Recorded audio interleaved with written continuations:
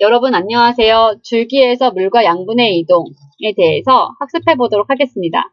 제목에서도 알 수 있듯이 줄기의 가장 중요한 기능은 뭐냐면 물과 양분을 이동시킨다는 겁니다. 한번 학습 목표 같이 읽어보겠습니다. 물과 무기 양분의 이동 통로인 줄기의 구조에 대해 설명할 수 있다. 반다발을 통한 물과 무기 양분의 이동을 설명할 수 있다. 자, 지금 물과 무기 양분의 통로면서 그걸 이동시키는 줄기에 대해 설명할 수 있는 거죠.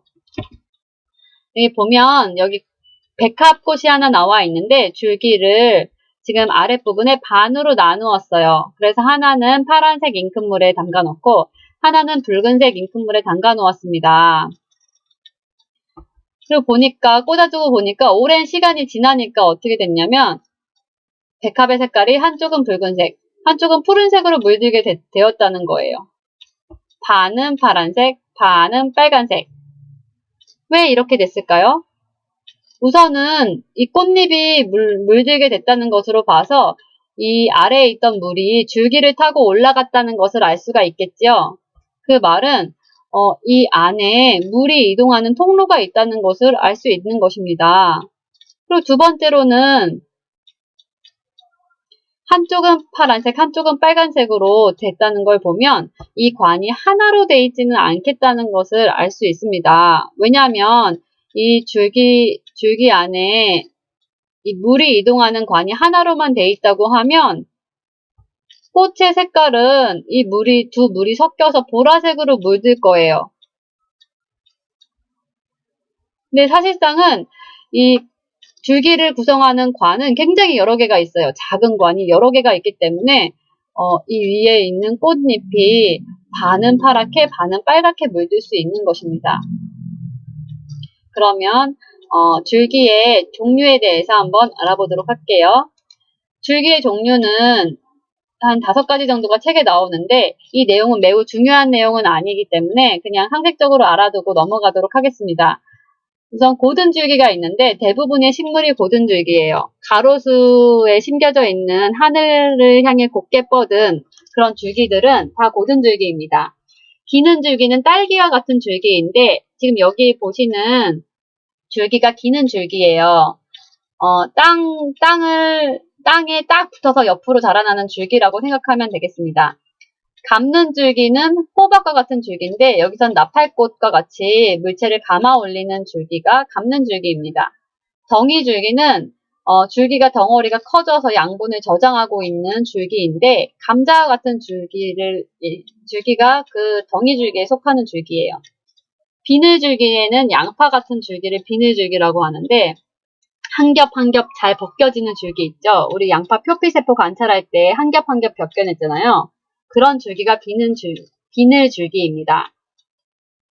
네, 이렇게 줄기에 다양한 종류가 있고 그렇지만 줄기의 가장 중요한 기능은 아까도 얘기했다시피 물과 양분을 식물의 몸 전체로 운반하는 것이 가장 중요한 기능입니다.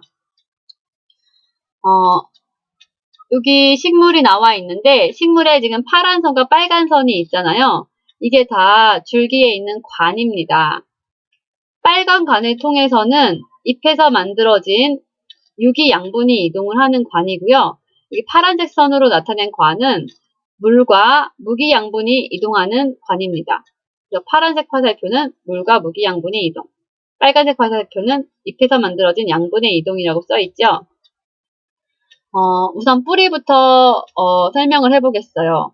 뿌리를 통해서 식물이 물과 무기 양분을 흡수하잖아요. 파란색 화살표로 나타나 있죠. 그러면 그것이 물관을 통해서 이동하게 됩니다.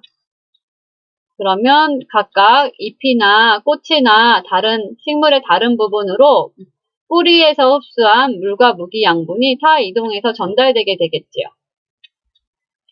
그리고 잎에서 보면 잎에서 광합성을 해서 유기양분을 만들게 되면 지금 빨간색 화살표를 보세요. 잎에서 만든 양분들이 이 빨간색으로 나타나 있는 채관을 통해서 이동을 해갖고 꽃이나 뿌리 쪽으로 이동해 올 수 있는 거예요. 만약에 줄기가 없다면 이렇게 이동할 수 있는 통로가 없겠지요. 그래서 줄기가 이렇게 가운데 존재하면서 물질을 이동시켜주는 중요한 역할을 감당하고 있습니다. 그럼 줄기의 구조를 더 자세히 보면요. 표피라는 구조가 있는데 표피는 줄기의 겉을 보호하는 가장 바깥 부분입니다. 피층은 표피 안쪽에 있는 여러 겹의 세포층으로 지금 이 파란색 선 바깥의 부분을 채우고 있는 초록색 부분이 피층입니다. 그 안에는 체간, 여기 파란색 동그라미 형성층 안에 있는 파란색 물관이 있어요. 이 세 개를 합쳐서 관다발이라고 부릅니다. 관다발은 물과 양분을 운반하는 가느다란 관들이 다발로 모여 있는 것을 얘기합니다. 관다발에 있는 물관부터 보면 아까 설명했는데 물과 무기양분이 이동하는 통로, 체관은 유기양분이 이동하는 통로, 잎에서 만들어졌었죠. 형성층은 뭐냐면 물관과 체관 사이에 존재하면서 이제 세포 분열을 통해 줄기가 두꺼워질 수 있게 만드는 부피 생장에 관여를 합니다. 물관과 체관 중에 물관이 안쪽에 있잖아요.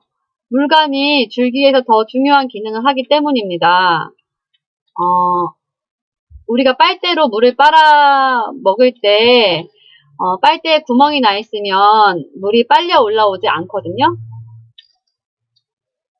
근데 만약에 이 물관에 구멍이 나 있다면 이 물이 뿌리부터 줄기 잎까지 쭉 빨려 올라오는데 큰 지장이 생겨요. 반면에 체관 같은 경우에는 잎에서 만들어진 양분이 내려오는 거기 때문에 좀 더 쉽게 내려올 수 있겠죠. 하지만 물은 중력의 반대 방향으로 거슬러 올라가야 되기 때문에 좀 더 힘을 필요로 하겠죠. 힘들겠죠? 그렇기 때문에 안쪽에서 보호되어져서 좀 더 다치지 않고 이렇게 물관이 보호되어져야 한다는 것입니다. 그럼 물관과 체관의 특징을 볼 텐데 이 특징은 그렇게 중요하지는 않아요. 그래서 그냥 읽고 넘어가도록 할게요. 물관은 완전히 성숙한 물관은 죽은 세포로 되어 있습니다. 물관을 이루고 있는 세포 위아래에 있는 세포벽이 없어져서 가늘고 긴 대롱, 빨대 모양을 갖고 있다는 거예요. 이 사이에 뭐가 텅 비어있는 가는 관으로 되어 있습니다. 체관은 어떻게 되어 있냐면 살아있는 세포로 이루어져 있는데요. 체관에 이르는 세포는 위아래 세포벽에 작은 구멍이 뚫려 있대요. 여기 체관의 그림인데 세포벽으로 각각이 막혀 있는데 이 막힌 곳에 작은 구멍이 뚫려 있다고 합니다. 마치 우리가 과일을 씻을 때 체에 올려놓고 씻으면 물이 막 빠져나가잖아요. 사이사이로. 그런 것처럼 구멍이 막 뚫려 있는 세포벽으로 이 사이사이가 막혀 있다고 합니다. 왼쪽에 보이는 게 물관과 체관의 현미경의 사진이에요. 물관과 체관을 현미경으로 100배 확대한 모습인데 물관은 약간 스프링 같죠? 체관은 요 사이사이 막힌 구조가 있죠? 이런 모양을 갖고 있습니다. 그럼 쌍떡잎 식물과 외떡잎 식물의 관다발을 비교해 보도록 할 텐데 관다발이 뭐뭐뭐가 있었죠? 세 가지? 물관, 체관, 형성층이 있었죠? 그러면 쌍떡잎 식물과 외떡잎 식물의 관다발을 한번 비교해 볼게요. 근데 비교하기에 앞서서 지금 위에는 쌍떡잎 식물의 해바라기가 나와 있죠? 쌍떡잎 식물의 주요 특징부터 알아볼게요. 쌍떡잎 식물은 떡잎이 두 장이지요. 밑에는 외떡잎 식물 옥수수가 나와 있는데 외떡잎 식물은 떡잎이 한 장입니다. 차이점이죠. 뿌리로 보면 쌍떡잎 식물은 고든 뿌리를 갖고 있고 외떡잎 식물은 수연 뿌리를 갖고 있죠. 잎맥으로 보면 쌍떡잎 식물은 그물맥이죠. 외떡잎 식물은 나란히 맥을 갖고 있죠. 그래서 이런 차이점이 있어요. 관다발에서도 차이가 납니다. 지금 관다발, 이게 해바라기의 단면, 관다발을 지금 나타낸 거고, 지금 아래쪽이 줄기를 이렇게 잘랐을 때 단면인데, 그때 관다발을 나타낸 거예요. 여기 조금 동그란 게 관다발이죠. 이 부분을 확대한 게 지금 이 모습이고, 이 부분을 확대한 게 이 모습이잖아요. 위쪽부터 보면, 관다발 배열이 규칙적인 걸 알 수 있어요. 쌍떡잎 식물은 형성층이 둥글게 이렇게 되어 있는데 그 둥근 형성층 주변으로 관다발이 같이 배치되어 있기 때문에 둥글게 늘어서 있어요. 매우 규칙적이죠. 외떡잎 식물은 관다발이 없기 때문에 아무데나 막 관다발이 형성층이 없기 때문에 관다발이 아무데나 막 이렇게 퍼져 있어요. 불규칙합니다. 형성층이 있다고 했었죠. 쌍떡잎 식물은 형성층이 있어서 부피 생장을 하게 되죠. 여기 세포 분열이 일어나서 부피가 막 늘어나게 됩니다. 외떡잎 식물은 형성층이 없기 때문에 외떡잎 식물의 줄기는 두껍게 자라나지를 못해요. 부피 생장을 할 수 없기 때문이에요. 그 예로는 쌍떡잎 식물에는 배추, 무, 고구마 등이 있고 외떡잎 식물에는 벼, 양파, 강아지 풀 같은 것들이 있습니다. 그럼 줄기의 기능에 대해서 알아보도록 하겠습니다. 지지작용은 뭐냐면 줄기가 잎과 열매를 달고 지탱하는 작용을 한다는 거예요. 운반작용은 줄기가 운반을 하는데 뭘 운반하냐? 물과 무기양분, 유기양분 등을 이제 관다발을 통해서 물과 무기양분은 물관, 유기양분은 체관을 통해 운반하는 기능을 하지요. 운반작용을 합니다. 저장작용은 물과 양분을 저장을 하는데 연근이나 감자와 같은 것은 이제 양분을 저장하는 거고 선인장과 같이 사막에 존재하는 선인장은 물이 부족하니까 그 안에 물을 저장하고 있잖아요. 그런 물과 양분 같은 것들을 저장하는 기능을 합니다. 호흡작용. 줄기를 보면 피목이라는 것이 존재해요. 이게 피목입니다. 트여진 부분이에요. 이 곳을 통해서 산소를 흡수하고 사람처럼 이산화탄소를 내보내는 호흡작용을 줄기가 하고 있습니다.